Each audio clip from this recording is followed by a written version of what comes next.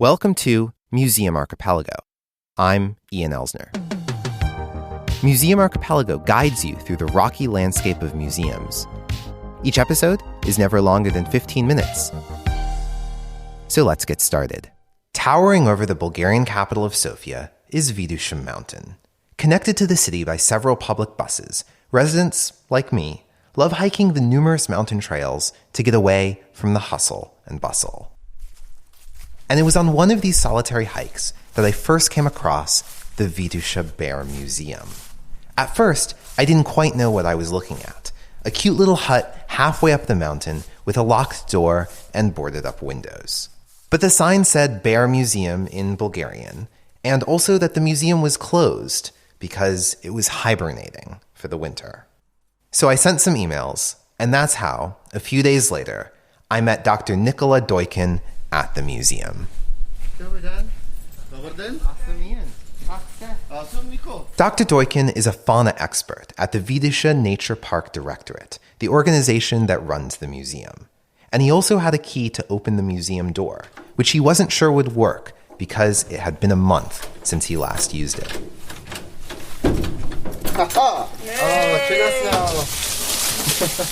And as you see, our museum is, how to say, very simple. The museum is as small on the inside as it looks on the outside.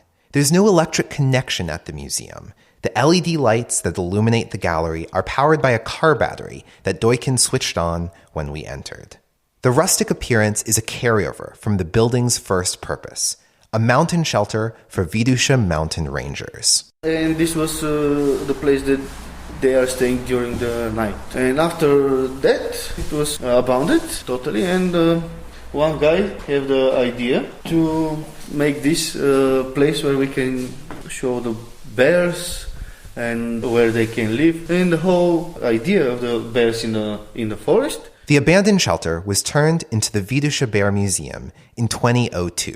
For Doykin, this is the perfect setting for the museum, because what's outside is just as important as what's inside. It will be easy for us if this kind of museum was in a city, but we cut the line if we are in the city but not in the forest, because after that we can go out in the forest and show something else to the children. And mostly we have a little bit of a different education with the children, and we start from here. After that we go out in the field and they can feel everything. The idea is to put especially children, the new generation, to put them in a real feelings, to smell the forest, to feel the wind. The whole idea of the eco-education, forestry education, and to take out the children from the cities and to show them real nature and how they can walk around and even to have fun in the forest, not only in the cities. The forests and mountains of Bulgaria represent a part of the national ethos, and so do the brown bears that live there. As the number of bears in the country declined, so too has the cultural pervasiveness of bears as fearsome carnivorous predators. Today, there's an increased focus on conservation and even a sense of pride about Bulgaria's remaining bears. We can say something about 10 to 15 bears that are left in Vitosha Mountain, but mostly on the south part of the mountain. According to Doykin, DNA testing has indicated that there's enough genetic diversity in this population of bears to reproduce and ensure their continued survival on Vitosha Mountain. That is, if humans stay away and protect their habitat. To Doykin and his team, teaching children about the bears is the best way forward. As a local news article about the museum put it, quote, useful tips on how to meet a bear are given at the Vitosha Bear Museum. And mostly what to do not to meet the bear. And if we met it, find it somehow, what to do. In the corner of the room, there's a tree taken from the forest which has markings from a bear. What they do to mark their territory with different type of marking, and also one tree that is for real marked from bear. Here with his teeth, and this with the claws. Wow. we can show to the children, for people, that what to look for. The tree in the sparse interior makes it easy to connect visitors to what's going on outside the four walls. After we show them how the bears mark their territory, to start to look around and to see if some of the trees are marked. And we present to the children the same information, where can live, where can find it, and to take care of the animals, not to kill them. We make some programs and speak to the children. On interpretive panels, visitors will also find information about the evolution and geographic distribution of different types of bears. These cover not just the brown bear, the only type of bear found in Europe and Bulgaria, but also black bears in the Americas and in Asia, and polar bears. A glass case displays skulls from all of these bears.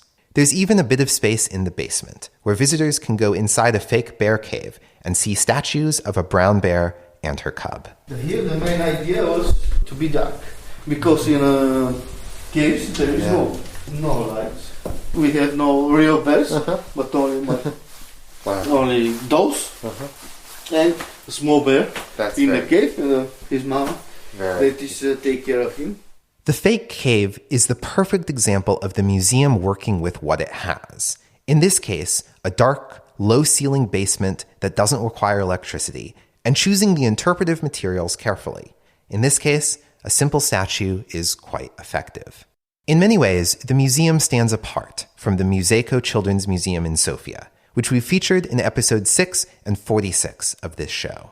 That museum, the first children's museum in the Balkans, features a large number of computerized interactives centered around the concept of playful learning, which was not encouraged, to say the least, when Bulgaria was a communist country. But the Vitosha Bear Museum also breaks the mold of rote memorization and statistics overload that used to define Bulgaria's education system and is still present at many of Bulgaria's largest museums. Instead of computerized interactives, the museum finds playful learning in the feeling of a sparse ranger's hut. And next season, the museum will add electricity with a solar panel system. Next year, already we got contract with one company to make a solar system with solar panel, and we will have electricity, and then we will have more things to do. With electricity installed, Doykin and his team hope to increase the number and interactivity of the exhibits.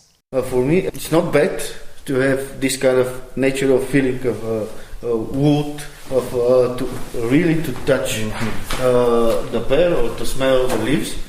And also you can have some interactive games. You can make some 3D animation to see how the bear walking around. But Doykin, who would spend all his time in the mountains if he could, still considers the biggest museum to be on the outside. We have the both museum, the biggest and the smallest. And it's good to have both. This has been Museum Archipelago. For a full transcript of this episode, as well as show notes and links, visit museumarchipelago.com. Museum Archipelago is supported by listeners like you who have joined Club Archipelago. Club Archipelago members get access to a bonus podcast feed where we've been doing in-depth reviews of how museums are portrayed in movies, TV shows, and even video games. If you can't get enough of how museums shape our lives, join Club Archipelago today by visiting jointhemuseum.club. Thanks for listening. And next time, bring a friend.